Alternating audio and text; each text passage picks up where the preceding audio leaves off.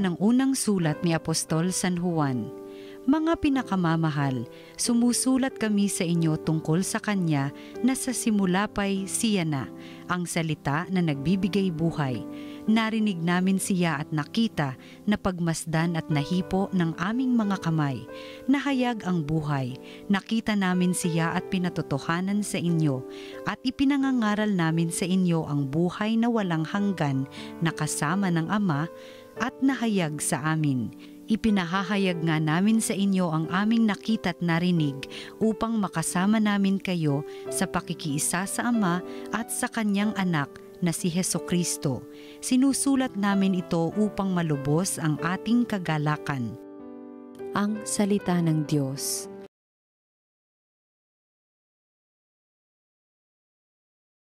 Sa Panginooy magalak ang masunurit matapat.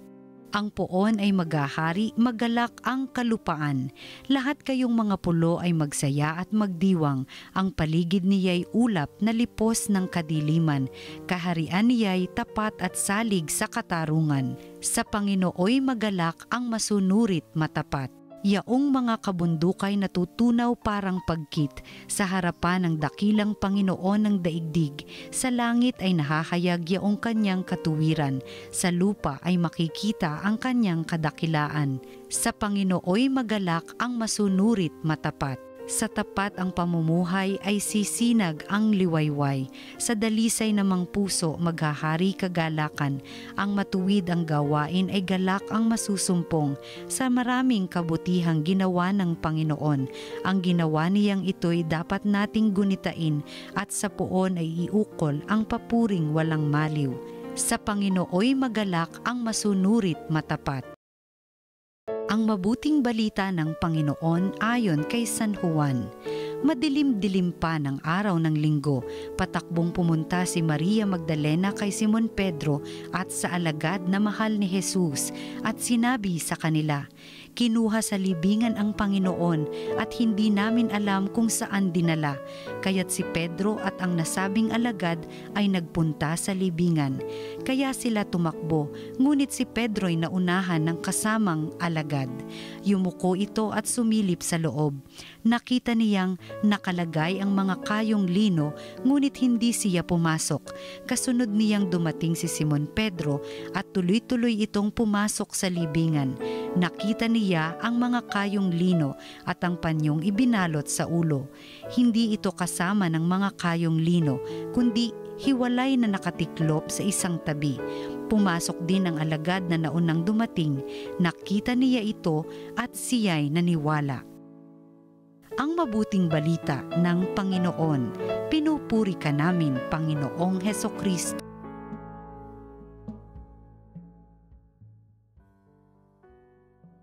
Magandang araw mga kapatid, maligayang Pasko po. Nasa octave pa tayo ng Christmas at halina, patuloy natin pagnilayan ng ating salita ng Diyos, salita ng buhay.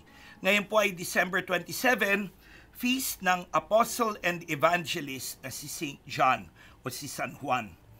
Siguro mapapaisip tayo, Father, anong pinagkaiba o ano yung specific na characteristics ng isang evangelist? Kasi apat sila, di ba? Si St. Matthew, St. Mark, St. Luke at si St. John. Ano bang meron sa pagiging evangelist? Una, yung evangelist ay saksi sa ginawa ni Jesus. Kaya kung titignan po natin, first reading pa lang, sinasabi ni St. John sa kanya unang sulat, ito yung nakita namin. Ito yung nasaksihan namin. Siya na nakasama namin, nahawakan namin, nakausap namin. Siya ang salita ng buhay. So si John, sinasabi niya talaga, siya mismo, nasaksihan niya sa buhay niya ang ating Panginoon.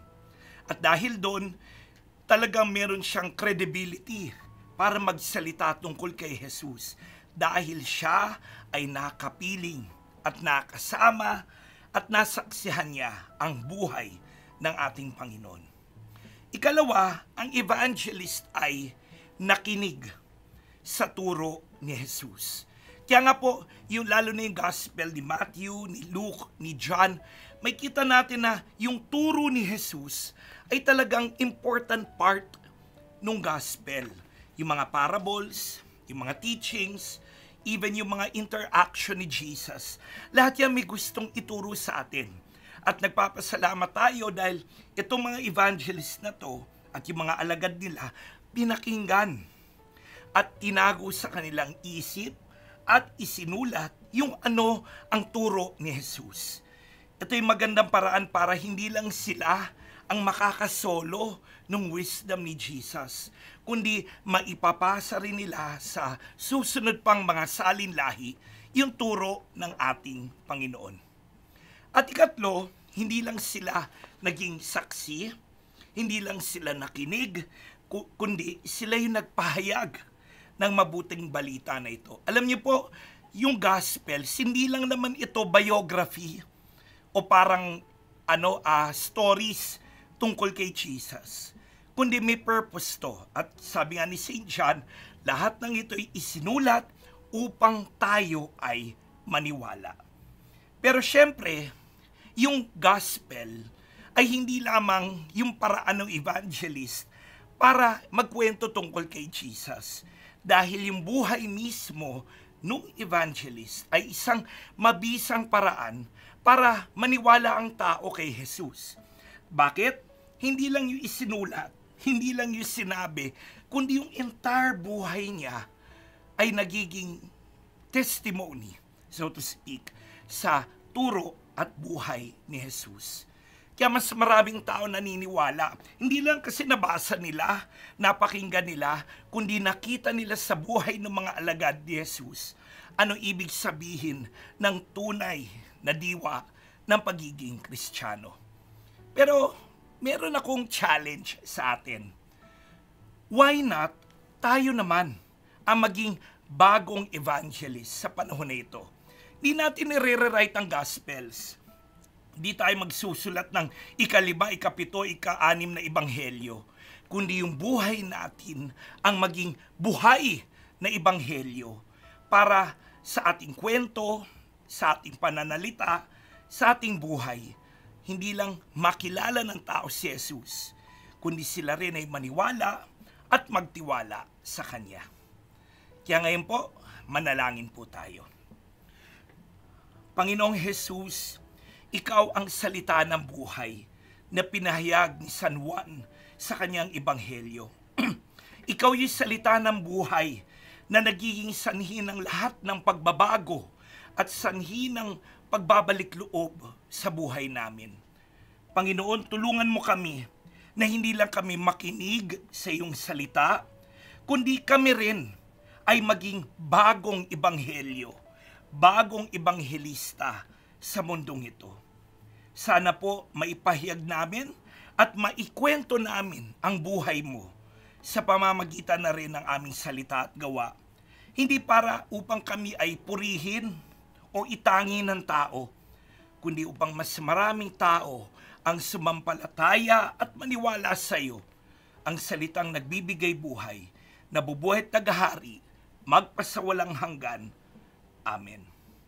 At yan po ang ating salita ng Diyos, salita ng buhay, ngayong December 27, the Feast of St. John, Apostle and Evangelist. Shout out po sa mga kapatid nating members ng mga secular institute, particularly sa Notre Dame de Vie, particularly, specifically kay Father Joel Villania ng Diocese of Daet at sa mga Filipino members ng Notre Dame de Vie Institute sa France. At siguro, sisingit ko na, prayers din po para sa akin as I celebrate my birthday. Pagdasal niyo po ako at ipagdarasal ko rin po kayo. Tangkilikin po natin ang TV Maria Philippines sa lahat ng kanyang social media platforms. Ako po si Father Jeff Manlapig ng Diocese sa Parañaque. Shalom.